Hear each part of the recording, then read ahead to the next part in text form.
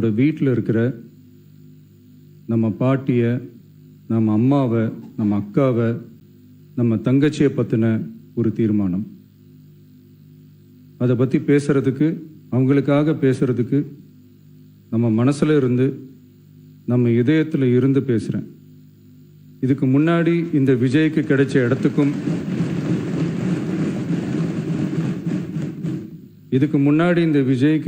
இடத்துக்கும் இன்னைக்கு இந்த விஜய்க்கு கிடைச்சிருக்கிற இடத்துக்கும் மிகப்பெரிய காரணமாக இருக்கிறதுல என்னோட பாட்டி, அம்மா, அக்கா, தங்கச்சிங்க தான் மிகப்பெரிய காரணம்ங்கிறத என்னால் மறுக்கவே முடியாது. அந்த நன்றி விசுவாசத்தோட, அப்படி ஒரு உணர்வோடு தான் இப்போ இங்கே நின்று பேசுகிறேன். பெருசாக பணம் இருந்துட்டா ஒரு வீட்டுக்கோ, பெரிய பொருளாதாரம் இருந்துட்டா ஒரு நாட்டுக்கோ பெரிய பேர் வந்துடும்னு சில பேர் நினைக்கலாம். ஆனால் உண்மையாகவே ஒரு வீட்டுக்கோ ஒரு நாட்டுக்கோ எப்போ பெரிய பேர் கிடைக்கும் தெரியுமா? அந்த வீட்டு பெண்கள் தனிப்பட்ட முறையில் சமூகத்தில் உயர்ந்தாதான் பெரிய பேர் ஒட்டுமொத்த சமூகத்துக்கே கிடைக்கும்.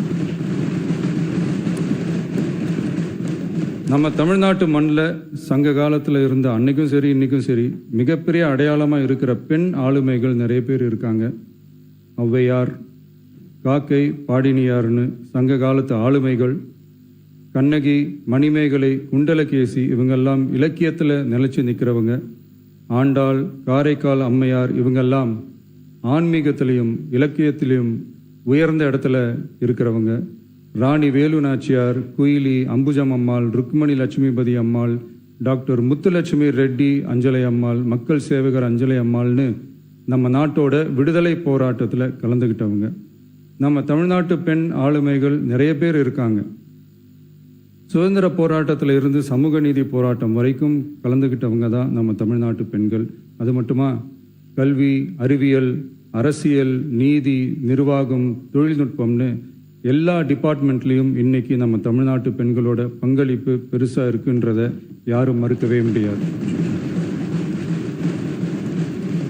அப்படிப்பட்ட நம்ம வீட்டு பெண்களுக்கு அரசியல்லையும் முன்னேற வழிவகை செய்யணும். அதுக்கு உரிய இடஒதுக்கீடு வழங்கணும். பெண்களுக்கு இடஒதுக்கீடு தர்றது ஏதோ சலுகைன்னு நினைச்சிடக்கூடாது. சமூக நீதி சார்ந்தது, அரசியல் அமைப்பு சார்ந்தது. மாண்புமிகு பேரவைத் தலைவர் அவர்களே, நம்ம நாட்டோட மக்கள் தொகையில் ஏறக்குறைய பாதி பேர் பெண்கள் தான். அதனால அனைத்து நிலைகள்லையும் பெண்களுக்கு சம அந்தஸ்து வழங்கப்படணும். அரசியலமைப்பு சட்டமும் அவங்களுக்கு சமத்துவ உரிமையை வழங்கித்தானே இருக்கு. நம்ம தமிழ்நாட்டை எடுத்துக்கிட்டாலும் ஆண்களை விட பெண்கள் தான் அதிகம். ஓட்டு சதவீதத்தில் கூட அவங்க தான் அதிகம். ஆனால் அவங்களுக்கான அரசியல் இடம்னு பார்த்தா 2021 சட்டசபையில் 12 பெண்கள் இருந்தாங்க.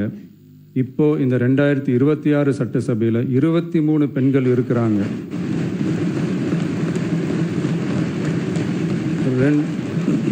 2 மடங்கு ஆகி இருக்கு. ஆனாலும் சதவீத கணக்குப்படி பெருசாக உயரலை. மாண்புமிகு பேரவைத் தலைவர் அவர்களே, ஒன்றிய அரசு 2023ஆம் ஆண்டு மக்களவை, அனைத்து மாநில சட்டமன்றங்கள் மற்றும் டெல்லி யூனியன் பிரதேச சட்டமன்றத்தில் பெண்களுக்கென 1/3 பங்கு தொகுதி ஒதுக்கீட்டை கட்டாயமாக்கி 106வது அரசியல் சாசன திருத்த சட்டத்தினை 2023 செப்டம்பர் 28 நிறைவேற்றி 2026 ஏப்ரல் 16 முதல் நடைமுறைக்கு வந்துள்ளது. இருப்பினும் மேற்படி தொகுதி ஒதுக்கீடானது மக்கள் தொகை கணக்கெடுப்பு மற்றும் அதை தொடர்ந்து நடக்கும் தொகுதி மறுவரையறை பணிகளுக்கு பிறகுதான் முழுமையாக நடைமுறைக்கு வரும் என்று தெரிவிக்கப்பட்டுள்ளது. மேலும் ஒன்றிய அரசு 2026ஆம் ஆண்டு 131வது அரசியல் சாசன திருத்த சட்ட மசோதாவையும் 2026ஆம் ஆண்டு தொகுதி மறுவரையறை சட்ட மசோதாவையும் தாக்கல் செய்து 2026 ஏப்ரல் 17 3/2 பங்கு உறுப்பினர்களில் ஆதரவு இல்லாமல் மசோதா நிறைவேறவில்லை. அவ்வாறு மக்கள் தொகை கணக்கெடுப்பு மற்றும் தொகுதி மறுசீரமைப்புடன் பெண்களுக்கான தொகுதி ஒதுக்கீட்டை இணைப்பதால் அதனை நடைமுறைப்படுத்த மேலும் பல ஆண்டுகள் காலதாமதம் ஆகலாம். மாண்புமிகு பேரவைத் தலைவர் அவர்களே, நாடாளுமன்றம் மற்றும் மாநில சட்டமன்றங்களில் மகளிருக்கென 1/3 பங்கு தொகுதி ஒதுக்கீட்டு செய்து சட்டம் நிறைவேற்றப்பட்டிருந்த போதிலும் அதனை நடைமுறைப்படுத்துவதில் ஏற்படும் கால தாமதத்தினால் அச்சட்டம் நிறைவேற்றப்பட்டதன் நோக்கம் நிறைவேறாமல் காலம் தாழ்த்தப்படும் சூழ்நிலை உருவாகியுள்ளது. இது பெண்களின் அரசியல் உரிமையை மறுக்கும் செயலாகும். எனவே மகளிருக்கான தொகுதி ஒதுக்கீட்டை மக்கள் தொகை கணக்கெடுப்பு மற்றும் தொகுதி மறுவரையுடன் இணைத்து அதனை ஒத்திவைக்கக்கூடாது. மேற்படி தொகுதி ஒதுக்கீட்டை விரைந்து நடைமுறைப்படுத்துவதற்கு உரிய நடவடிக்கைகள் எடுக்கப்பட வேண்டும் என தமிழ்நாடு அரசு ஒன்றிய அரசை வலியுறுத்துகிறது.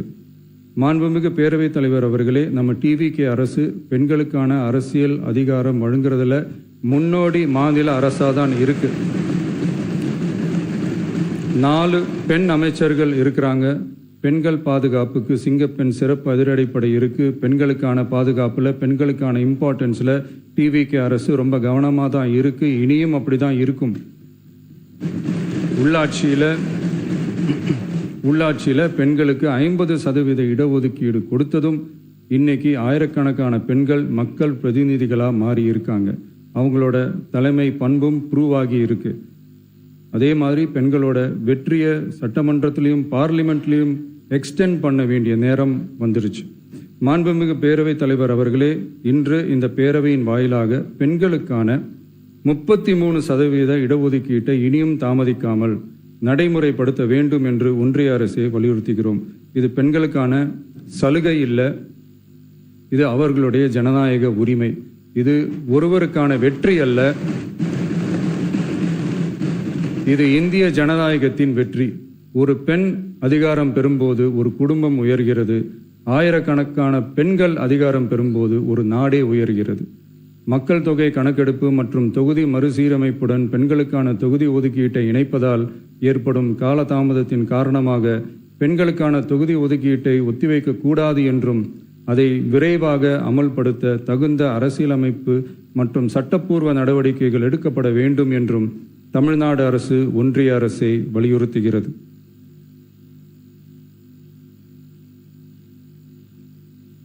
மாண்புமிகு பேரவைத் தலைவர் அவர்களே, டீலிமிட்டேஷன் தொடர்பான ஆலோசனை கூட்டம் தமிழ்நாட்டு மக்களவை மற்றும் மாநிலங்களவை உறுப்பினர்களுடன் தமிழ்நாடு அரசால் நமது தலைமையில் 8/8/2026 அன்று கலைவாணர் அரங்கத்தில் நடந்துச்சு. அந்த கூட்டத்தில் தமிழ்நாட்டை சேர்ந்த அனைத்து மக்களவை மற்றும் மாநிலங்களவை உறுப்பினர்களுக்கும் அழைப்பு விடுக்கப்பட்டு இந்திய தேசிய காங்கிரஸ் கட்சியின் 11 உறுப்பினர்களும், விடுதலை சிறுத்தைகள் கட்சியின் 2 உறுப்பினர்களும், இந்திய கம்யூனிஸ்ட் கட்சியின் 2 உறுப்பினர்களும், மார்க்சிஸ்ட் கம்யூனிஸ்ட் கட்சியின் 2 உறுப்பினர்களும், இந்திய யூனியன் முஸ்லீம் லீக் கட்சியின் உறுப்பினரும் மற்றும் மறுமலர்ச்சி திராவிட முன்னேற்ற கழகத்தின் உறுப்பினரும் என 6 கட்சிகளை சேர்ந்த உறுப்பினர்கள் பங்கேற்றாங்க. இந்த கூட்டத்தில் டீலிமிட்டேஷன் தொடர்பாக விரிவாக ஆலோசிக்கப்பட்டுச்சு. அந்த ஆலோசனையில் டீலிமிட்டேஷனால் தமிழ்நாடு மற்றும் தென் மாநிலங்களுக்கு ஏற்படக்கூடிய பாதிப்புகள் குறித்தும் அதை சரி செய்யறதுக்கான வழிமுறைகள் குறித்தும் விவாதிக்கப்பட்டு இறுதியில் டீலிமிட்டேஷன் தொடர்பாக சட்டமன்றத்தில் ஒரு தீர்மானம் இயற்றலாம்னு முடிவானுச்சு. மாண்புமிகு பேரவைத் தலைவர் அவர்களே, இந்தியாவில் 1952ஆம் ஆண்டு முதல் பொது தேர்தல் நடத்தப்பட்டது. அது தொடர்ந்து ஒவ்வொரு 10 ஆண்டுகளுக்கு ஒரு முறை நடத்தப்படுற சென்சஸ் டீட்டெயில்ஸ் படி மக்களவை மற்றும் சட்டப்பேரவை தொகுதிகளின் எண்ணிக்கையை மறுசீரமைப்பு செஞ்சு 1976 வரை தேர்தல்கள் நடத்தப்பட்டது.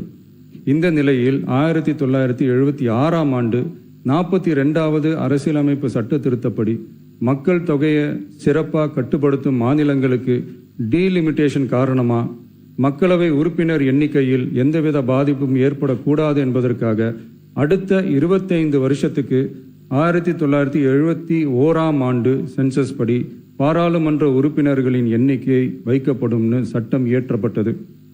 அதை தொடர்ந்து அதே நிலையை முன்னிறுத்தி 84வது மற்றும் 87வது அரசியலமைப்பு சட்ட திருத்தம் 1971 சென்சஸ் படி மக்களவை தொகுதிகள் நிலைநிறுத்தப்பட்டன.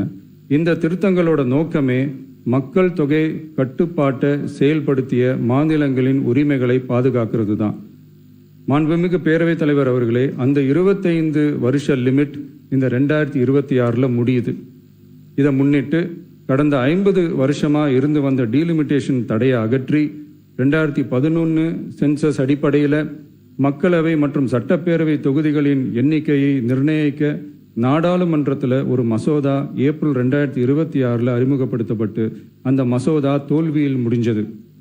இப்போ மீண்டும் ஒன்றிய அரசு மக்களவை உறுப்பினர்களின்